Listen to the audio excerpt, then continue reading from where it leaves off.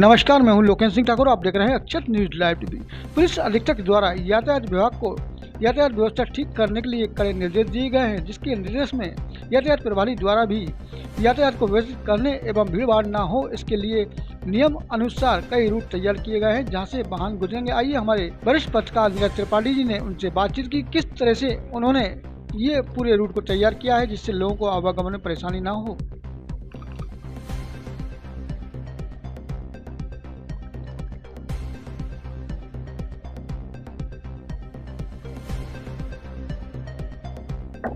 त्योहारों का मौसम है, नवदुर्गा महोत्सव प्रारंभ हो चुका है और निश्चित रूप से शहर की सड़कों पर भीड़ भाड़ बढ़ गई है।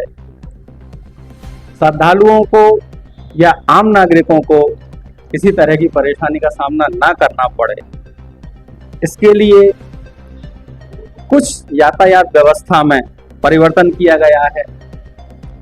क्या परिवर्तन है और किस तरह की सुविधाएं हैं, इसके अलावा जो लोग इस दौरान यातायात नियमों का पालन नहीं करेंगे उनके लिए भी किस तरह से सख्ती बरती जाएगी, इन सभी बातों पर चर्चा करने के लिए हमारे साथ मौजूद हैं यातायात प्रभारी अजय प्रताप सिंह कुशवाहा जी।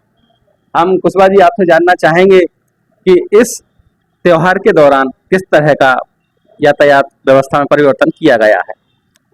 ये जो हमारा नवदुर्गा त्यौहार चल रहा है नवरात्रि का, तो हमने 3 तारीख से लेकर के 11 तारीख तक के लिए जो विशेष जो झांकियां हैं दुर्गा माता की, वो हमारे ओल्ड एवी रोड पे और कैंट रोड पे लगी हुई हैं। तो इन दोनों ही रूटों पर हमने जो डाइवर्शन किया हुआ है। अभी तक तो क्या है कि जो भारी वाहन आते थे शहर में, उनका एंट्री का टाइम रात को 10 बजे के बाद स्टार्ट होता था, वो थोड़ा सा परिवर्तन किया गया है। रात में 1 बजे से पहले कोई भी भारी वाहन या लोडिंग गाड़ियाँ शहर के अंदर एंट्री नहीं करेंगी, और 1 बजे के बाद में ही करेंगी। और दूसरा जो डाइवर्सन का बताया हमने, तो डाइवर्शन के लिए जो आपका 2 खंबा तिराहा है, वहाँ से गाड़ियाँ बाईपास के थ्रू, जो गुना का हाईवे बाईपास है, वहाँ से जाएंगी भोपाल के लिए, सीधे अंदर शहर के अंदर से नहीं जाएंगी। और ऐसा ही सेम चिंता हरण से रहेगा, जो भोपाल से गाड़ियाँ आ रही हैं ग्वालियर के लिए, वो शहर के अंदर से ना होते हुए बाईपास के थ्रू जाएंगी। इसके अलावा जो घरेलू यातायात है, जो 4 पहिया वाहन है या जो छोटे मझोले वाहन है, वो भी कई बार इसमें भीड़ में शामिल हो जाते हैं, उनके लिए क्या व्यवस्था है? जो 4 पहिया वाहन है या जो घरेलू वाहन है, तो स्पेशली जो त्यौहार के समय जो भीड़ भाड़ अधिक होता है, वो शाम के समय जो पीक आवर्स होते हैं, जैसे कि शाम 7 बजे से 11 बजे के बीच में, तो उसके लिए हमने भी डाइवर्शन प्लान बनाया हुआ है और उसको हमने सर्कुलेट भी किया है। तो उसके लिए जैसे कि जय स्तंभ चौराहा पे है, और यदि गाड़ियां हनुमान चौराहा से जय स्तंभ तरफ आ रही हैं, तो उनको हमने स्टेशन तिराहे से आपका जो गाड़ी जाती है अंडरपास के थ्रू बुलंदपुरा के लिए, वहां से डाइवर्ट किया है, प्लस आपका हनुमान चौराहे से हाट रोड से डाइवर्ट कर रखा है। तो इस तरह से, और हमने सभी को मैसेज भी किया हुआ है कि जो पीक आवर्स में कम से कम 4 पहिया वाहनों का उपयोग किया जाए, जिससे थोड़ा सा गाड़ियों की संख्या कम रहे। और कई बार ये भी रहता है कि जब श्रद्धालु सड़कों पर रहते हैं और वो झांकियों को देखने के लिए निकलते हैं, तब वहाँ कुछ ऐसे तत्व भी रहते हैं जो अपने वाहनों से वहाँ निकलते हैं, जिनसे असुविधा होती है लोगों को। इस वाले बिंदु के लिए श्रीमान पुलिस अधीक्षक महोदय द्वारा अधिकतम जो पुलिस फोर्स है, वो शाम के समय 6 बजे से रात को 12 बजे तक पूरा फील्ड में ही रहने का आदेश जारी हुए हैं। और एक अतिरिक्त पॉइंट यह भी है कि शाम के समय पूरे जिले में, इवन शहर में और देहात में, सभी जगह थाना क्षेत्रों में पुलिस की चेकिंग की जा रही है। तो यह चेकिंग निरंतर, हमारे जो पॉइंट है 7 से 11 4 घंटे के लिए चेकिंग करेंगे अपने फिक्स पीरियड लगा करके। तो जो भी महिलाएं हैं, बच्चियां हैं या भीड़ है, तो जब झांकियों के बाद में, गरबा के बाद में निकलेंगे, तो ऐसे कोई असामाजिक तत्व किसी तरह की घटना को अंजाम ना दे सके। तो लिहाजा हम लोग बिल्कुल पॉइंट टू पॉइंट चेकिंग करेंगे, जिससे कि इस पर कंट्रोल किया जा सके। इसके अलावा शहर के समीप ही विश्वजा देवी का मंदिर है और भी ऐसे कई स्थान हैं जहां पर मेले लगते हैं और अच्छी खासी तादाद में यहाँ पर पब्लिक एकत्रित होती है, तो वहाँ का क्या प्लान है? 20 जो भुजी देवी है और प्लस आपका निहाल देवी है, तो दोनों ही मंदिरों के लिए डीएसपी द्वारा प्रोग्राम जारी किया गया है, जिसमें कि सफिशिएंट पुलिस फोर्स लगाया गया है। तो जो भी वहाँ पे क्राउड और श्रद्धालुगण आएंगे, तो उनकी सुरक्षा व्यवस्था के पुख्ता इंतजाम किए गए हैं।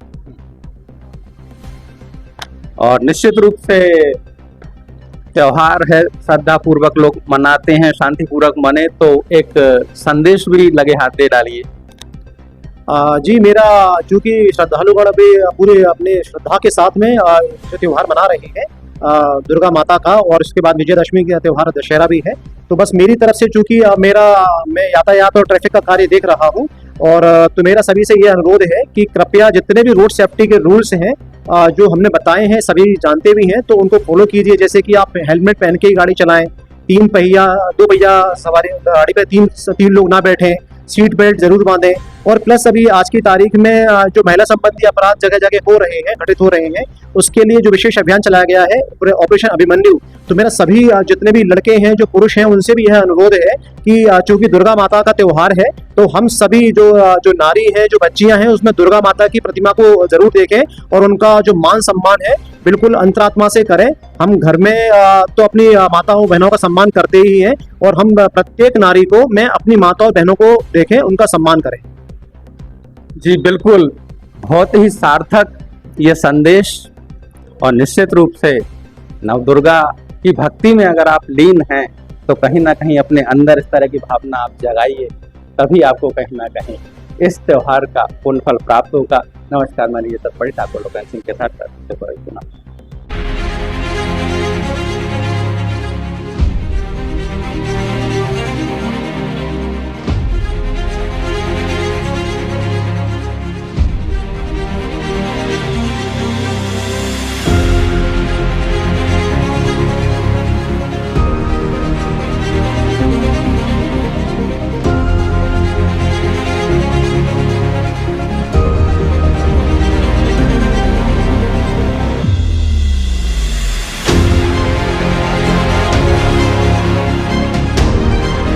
न्यूज़ मिलेगी आपको आपके मोबाइल पर, तो देखते रहिए अक्षत न्यूज़ लाइव टीवी, अपनों के साथ सबसे पहले सबसे सटीक।